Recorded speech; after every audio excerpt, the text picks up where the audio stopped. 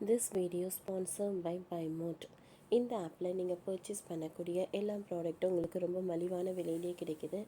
இதில் நிறைய offers and coupons provide பண்ணுறாங்க. ஸோ இதோட லிங்க் உங்களுக்கு டிஸ்கிரிப்ஷனில் கொடுக்குறேன். தேவைப்படுறவங்க யூஸ் பண்ணி பாருங்கள். பாகிஸ்தான் தான் பிடிக்குமா? துருக்கிக்கு விழும் அடிமேல் அடி. மார்பல் சங்கம் வைத்த அதிரடி செக். நம் நாட்டுக்கும் பாகிஸ்தானுக்கும் இடையே மோதலில் துருக்கி நம் நாட்டை கண்டித்தது. பாகிஸ்தானுக்கு வெளிப்படையாக ஆதரவு வழங்கியது. இதையடுத்து துருக்கி நாட்டை நம் மக்கள் புறக்கணிக்க தொடங்கியுள்ளனர். அதன் தொடர்ச்சியாக ஆசியாவின் மிகப்பெரிய மார்பிள் ஏற்றுமதி செய்யும் ராஜஸ்தான் மாநிலம் உதய்பூர் மார்பிள் கமிட்டி துருக்கிக்கு அடி கொடுத்துள்ளது. நம் நாட்டுக்கும் பாகிஸ்தானுக்கும் இடையே பெரும் மோதல் ஏற்பட்டது.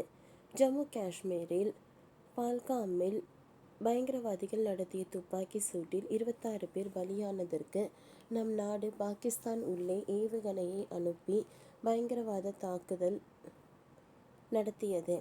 பாகிஸ்தானில் 9 தீவிரவாதிகள் முகாம்கள் 3 விமானப்படை தளங்கள் அழிக்கப்பட்டது. நம் நாட்டின் அடியை தாங்க முடியாமல் பாகிஸ்தான் போர் நிறுத்தம் கேட்டு கெஞ்சியது.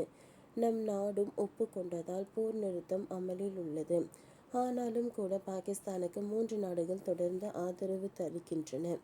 பயங்கரவாதிகளை பாகிஸ்தான் வளர்த்து வந்தாலும் கூட நாங்கள் பாகிஸ்தானுடன் தான் இருப்போம், பாகிஸ்தானை தான் தூக்கி பிடிப்போம் என்ற முட்டாள்தனமான முடிவை சீனா, துருக்கி, அஜர்பைஜான் நாடுகள் எடுத்துள்ளன.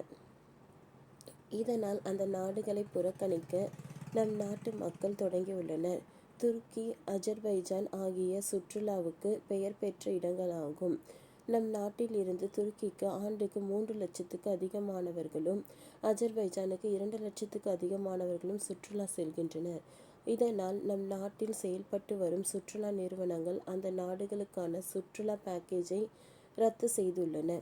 அதேபோல் துருக்கி, அஜர்பைஜானுக்கு சுற்றுலா செல்ல முன்கூட்டியே முடிவு செய்து புக்கிங் செய்த மக்களும் அதனை கேன்சல் செய்ய தொடங்கியுள்ளனர். இந்நிலையில் தான் தற்பொழுது துருக்கிக்கு நம் நாட்டின் மார்பிள் கமிட்டி சம்மட்டி அடி கொடுத்துள்ளது. துருக்கியில் இருந்து மார்பிள் அதிக அளவில் இறக்குமதி செய்யப்பட்டு வரும் நிலையில் அதனை கைவிடுவதாக அறிவிக்கப்பட்டுள்ளது. இது தொடர்பாக உதய்பூர் மார்பிள் கமிட்டியின் தலைவர் கபில் சுரானா கூறுகையில், ஆசியாவின் மிகப்பெரிய மார்பிள் ஏற்றுமதியாளராக உதய்பூர் உள்ளது.